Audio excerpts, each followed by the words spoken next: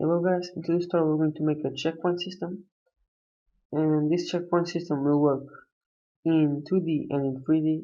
I'm just going to do it in 2D because our game is 2D, but it will also work in 3D if you have the proper art.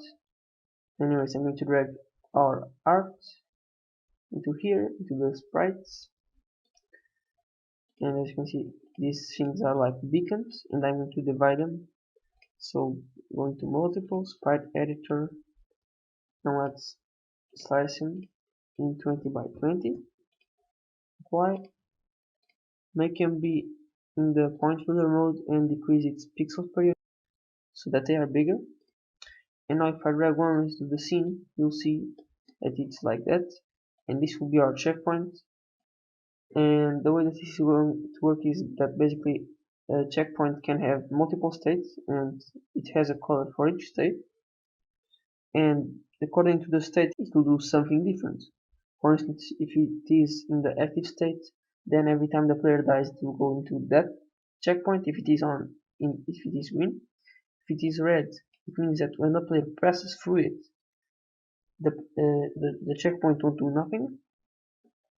If it is inactive, it means that it can be activated, and if it's used, it means that it was used, but it can also be activated again. Anyways, let's create our checkpoint prefab, and in this prefab what we're going to do is to make him change color according to its state. Let's add a component, new script, checkpoint, open it, and in here what we're going to do is to import these four sprites into the script and change the sprite renderer sprite according to the state. So let's create here some variables, public sprites, and make it an array sprites, and we're going to also create here an enumeration to handle the states. So public enum states state, and do curly brackets, and let's name the states inside here. So the first one will be the active state, the second the inactive, then used, and then locked. And if you don't know how enums work, I recommend you see the video in the description. So to use an enumeration, this one doesn't have to be public, but I'm going to put it so that we can change it in a bit.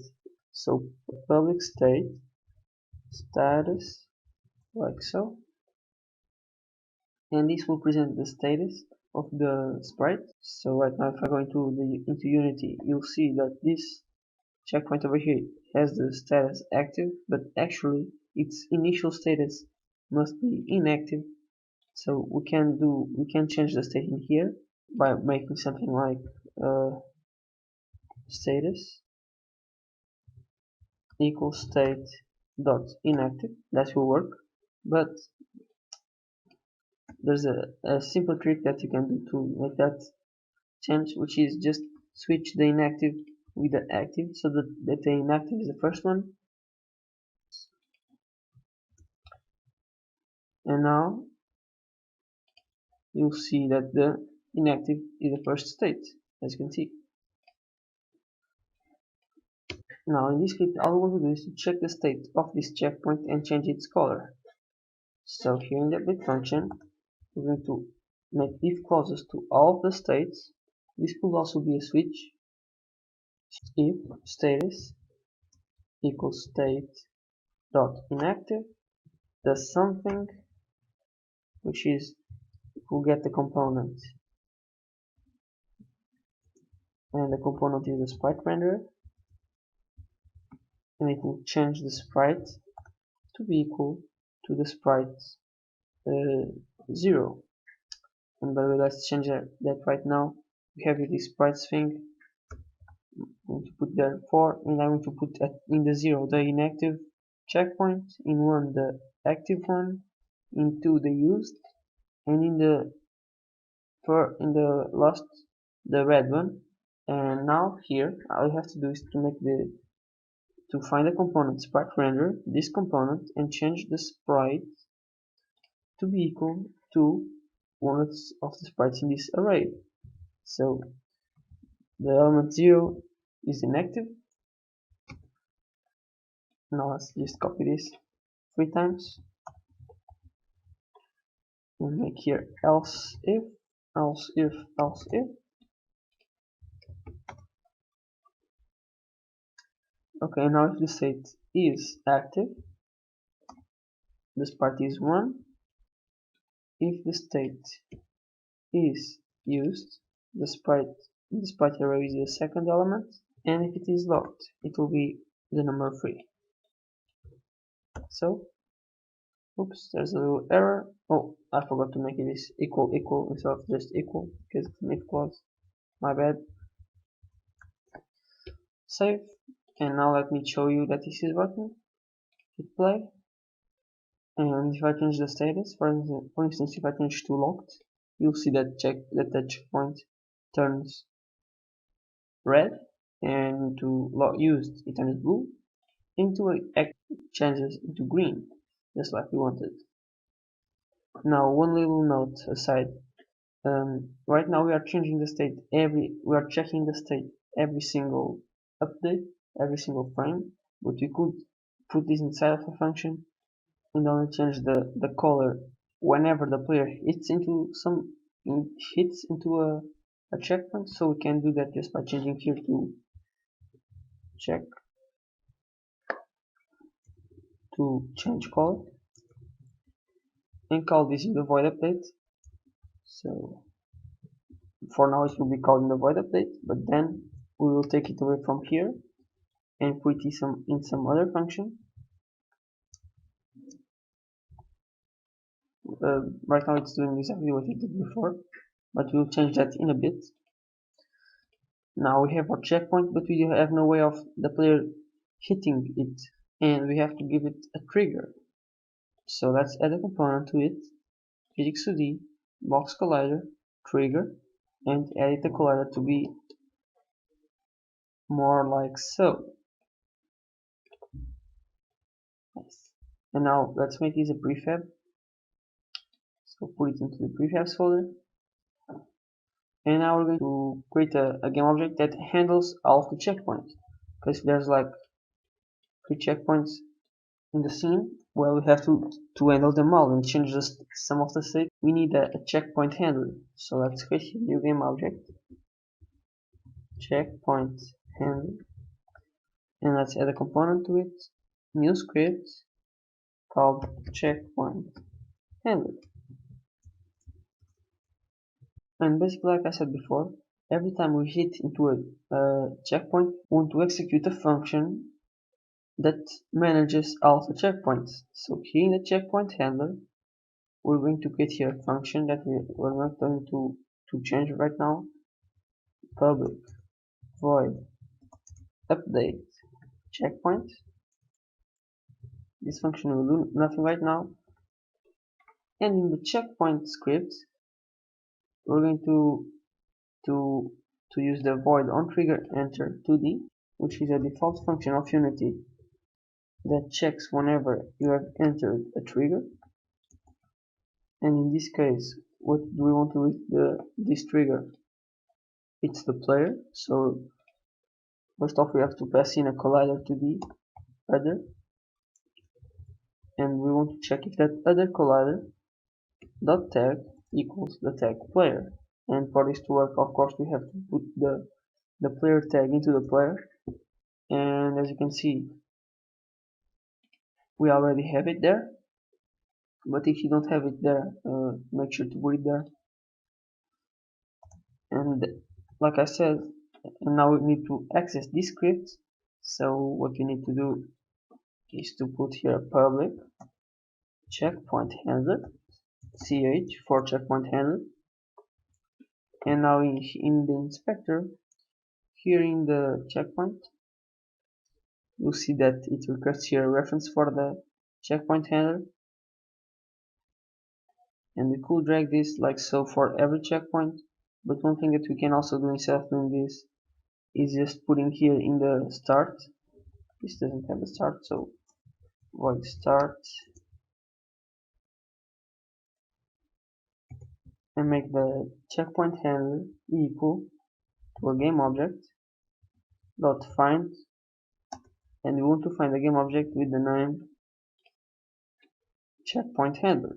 And again, this is just one way to find the checkpoint handler. We could have done it through tags or through anything, or through just dragging like I was demonstrating over here. But we're going to do it this way. And with this, we found the checkpoint handler game object, this game object over here. But what we really want is the script in that game object. So we want to get the component named checkpoint handler that's inside that game object, like so. So save. And with this line over here, we made the ch be that component. And now in here, we want to go into the ch, which is this script, and execute the update checkpoints function.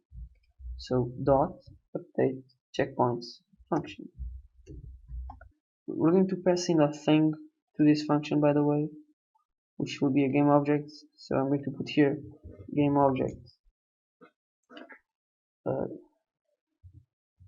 cur checkpoint, cur check, and this game object will be the checkpoint that we just hit.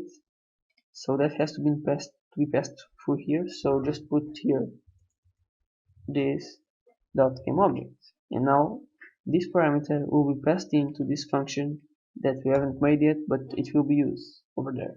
And I forgot the semicolon. And with that then, let's now go into the checkpoint handler and make it all work. So the first thing that the checkpoint handler needs is a list of all the checkpoints. So what I'm going to do here is an array of the game object called checkpoints. And the way that I'm going to do this is I'm going to find all the game objects in the scene with the tag checkpoint. So I want to make the checkpoints array be equal to game object dot find game objects with tag checkpoints. And just like so, this we found all of the checkpoints, and of course I have to make the checkpoints be tagged checkpoint. So edit the checkpoints in the tags, and in here tag checkpoints, then apply, so it can be applied to all the checkpoints, as you can see. And if I hit play, you'll see that here in the checkpoint handler all the checkpoints have been found and are now there. And right now what we're going to do is through here we're going to change the states of each checkpoint to match whatever is happening. And remember, this function happens whenever the player enters a checkpoint. So what we want to do when a player enters a checkpoint? Well, we want to make that checkpoint active. So let's make the cur check, and we want to find the component checkpoint,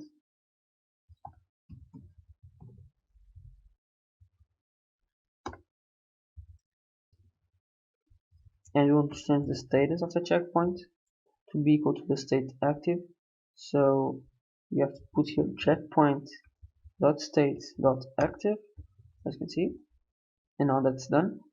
And let me try and explain what I did here. The cur check is the game object that it was given to us through here, meaning it's the game object that the player collided with. So if the player collided with this checkpoint, this is the game object that we passed in. And in here we're getting the component checkpoint, so we're getting this component, and we're changing the status to be equal to the status active, so we're making this be like this. Anyways, with that done, let me put the player here, and you'll see right now that if I go into a checkpoint, that checkpoint will turn green, meaning it's active. But of course we don't want every checkpoint to be active, only one of them at a time. So we have to make here for each loop that goes through all the checkpoints and makes all of the checkpoints be something else. So for each game object checkpoint in the checkpoints array, which is this array over here, first I want to check if the checkpoints are in the state inactive, because if they are, then we don't want to change them. So what I'm going to do is if, and I can actually copy this and change a bit, if the CP, if the status of this checkpoint is equal to inactive,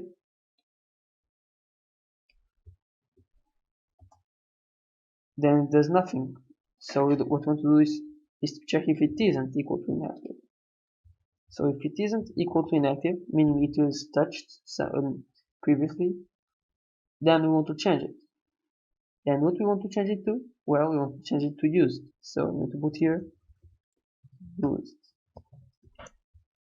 And I forgot to change this from this to CP. So this way, if we are going to check every checkpoint in this list, and we check, well, was this checkpoint touched? No. Then we want to change its state to used. Was this checkpoint? Then it checks this one if it was, and this one and this one. So let me just go through some checkpoints, and now if I go into this one, this should turn blue, and it didn't. Oh, because we forgot to compile. Okay, now it will work. Green, blue, and basically the blue checkpoints are the inactive ones, the ones that we can go through again, but they aren't active right now. And by the way, what does it mean a checkpoint being active? It means that we can teleport to it if we die, and we haven't done that yet, but we'll do it in a second. First off, let me just make here a little change to what we have done, which is I'm going to create here also an enumeration so that we can change the behavior of the checkpoints. Because right now we have this behavior, but imagine that we want a behavior that makes the checkpoints turn, instead of turning blue, turn into locked state, where they can't be used. We can do that using another code. And to make all of those options available to us, I'm to make here public enum mode, which will be the checkpoint mode. And in mode there will be the regular mode, which is the one that's right now, and the locked mode. And maybe we can add more, but for now this is fine. And here this one really has to be public. I want to make a mode called mode. And now in here, if mode equals the regular mode, then it will behave this way. But if it isn't, imagine that if it is the locked mode, it will behave another way. So we will put here an else and do something else. But that's for another tutorial. And I forgot to put an equals, so that, and right now it shows here if you want to change the mode you can change it, but it doesn't work right now, only the regular mode works. Anyways, now let's take care of the restarting, and the way that I'm going to do this is every time the player presses the R key, then we want the player to return to the last checkpoint. So here in the update we want to check if input dot get key down, and the key code is the key code .r, and if that was hit, then what we'll do is to go through all of the checkpoints and verify which one is active. So I'm going to use this loop again, but instead of doing all of this, I want to check which of the status is active, and if it is active, what I want to do is to make the transform.position of the player. So we have to put here targets for our player. So public game object player,